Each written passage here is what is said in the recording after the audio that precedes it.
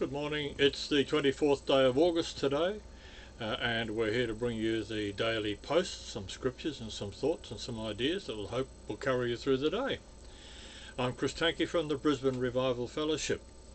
We start as usual with the scripture for the day, and today it comes from Psalm 103 and verse 11. For as the heavens are high above the earth, so great is his mercy towards them that fear him. You need to read Psalm 116, 117, 118 and 1 Corinthians chapter 7 verses 1 to 19 as part of your reading the Bible in a year. That's today's target. Some thoughts for the day. God answers prayers because he has promised he would, not because you make promises to him. It's unwise to be too sure of one's own wisdom. It's healthy to be reminded that the strongest might weaken and the wisest might err. We must accept that this creative pulse within us is God's creative pulse itself. The motivational thought for the day is a really short one. Goals are dreams with deadlines. Very true. On this day, in 1456, the first printing of the Gutenberg Bible was completed on this day. In 1875, the British merchant navy captain Matthew Webb became the first man to swim the English Channel on this day in just under a whole day, 21 hours and 45 minutes it took him. In 1932, on this day, the first transcontinental non-stop flight by a woman, Amelia Earhart, was completed.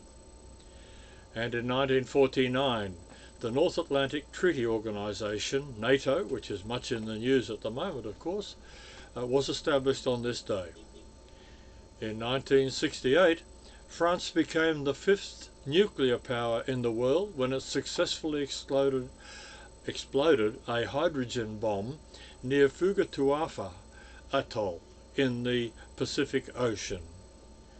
In 2006, a very sad day for Pluto. Pluto was declassified as a planet. And in 2016, astronomers announced the discovery of an Earth-like planet, which was named Proxima b, orbiting the star Proxima Centauri. The personal story of the day. The title, Priorities. A thief stole $7,000 in jewellery, old coins and cash from a widow. The items taken were all she had left from her husband's estate. In sorting through his loot, the thief came across several church offering envelopes containing money the woman intended to give to the Lord. Leaving the contents inside, he put them in another envelope, addressed it to the woman's church and dropped it in the mail.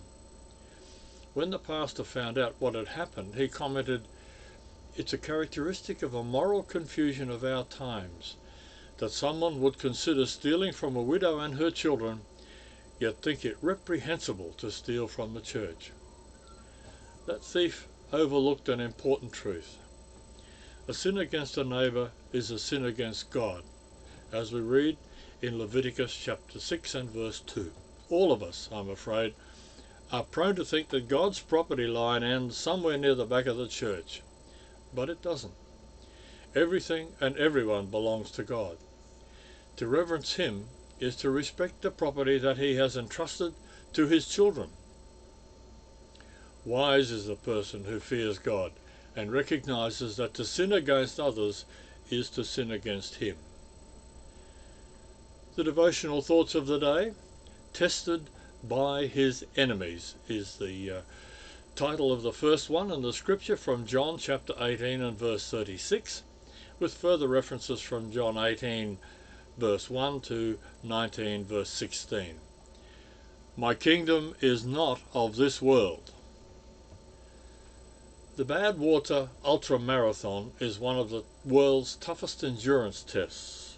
From Death Valley, the lowest point in the Western Hemisphere, to a point more than 8,000 feet up in Mount Whitney, ultra-athletes cover 135 grueling miles, pressing on through searing heat, rising altitude and severe pain. In 2002, a woman won the Badwater Ultramarathon for the first time in the race's 25-year history. Pamela Reed of Arizona crossed the finish line in just under 28 hours. Other runners took several days to finish. Jesus' road to the cross may have felt a bit like an ultramarathon. First, he endured Judas's betrayal, then Peter's denials, then interrogations, trials, mob hostility, mockery, torture, and finally a death sentence. When the Last Supper concluded, Jesus and his disciples left the upper room and went to the Mount of Olives. When Judas arrived, despite Peter's actions, Jesus chose to go with his enemies in obedience to his Father. The cup is an image of suffering and God's wrath, which Jesus was willing to endure to accomplish his calling of redeeming love, as we read in chapter 18 and verse 11. Peter's 3 fearful denials happened exactly as Jesus had predicted. The other disciple who was allowed into the inner courtyard was probably John himself. This is suggested in verse 15. The interviews with Annas and Caiaphas were a sham, since the leaders had already decided that Jesus must die. When Pilate asked about the charges, they replied with circular logic. Since we arrested him, he must be a criminal, as we can read in verse 30 of chapter 18. They were not concerned with justice, truth, or the law, but simply with getting what they wanted. Pilate, on the other hand, had no idea who Jesus was or why they hated him. He smelled a rat, and he tried to turn Jesus back over to the Jews. But they wanted the death penalty, and for that they needed the power of Rome. So they whipped up the crowd to call for Jesus' death, and threatened to report Pilate for disloyalty or treason if he didn't give in.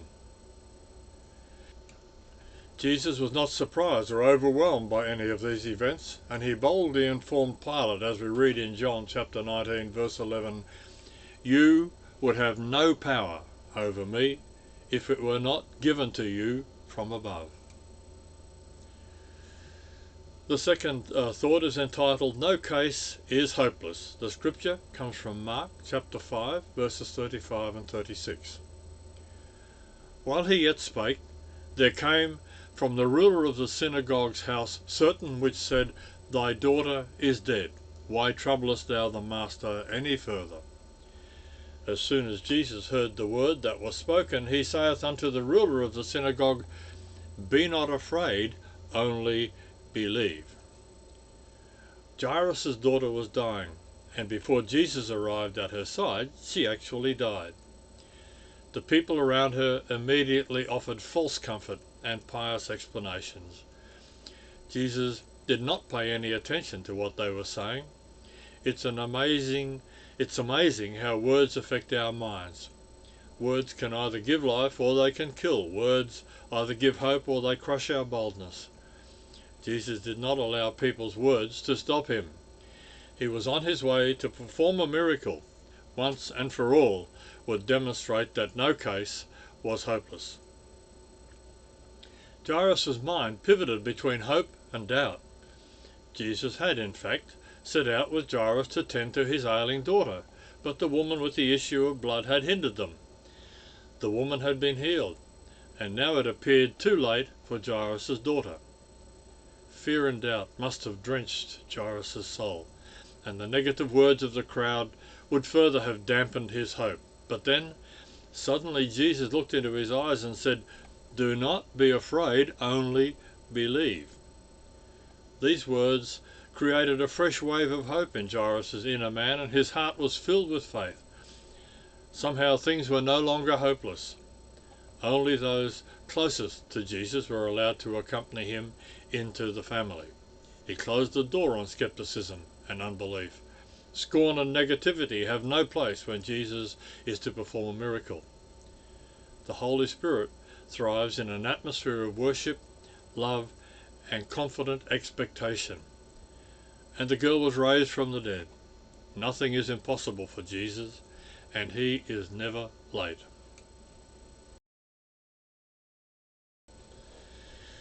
One humorous story for today: the Pope, Billy Graham and Oral Roberts were in a plane crash over the Pacific, and they all unfortunately died, and they went to heaven. St. Peter's at the gate, and he says, "Oh, this is terrible. I don't know what to do, because we didn't actually summons you guys. It's just one of those coincidences, and we're not expecting you. We're not quite ready. We can't take you in, and we can't send you back." And then he got an idea. He picked up the phone. "Lucifer, this is Pete. I got these guys up here. They're ours, but we weren't expecting them. We've got to fix a place up for them. Can you put them up for a few days? What do you say?" Reluctantly, the devil agreed.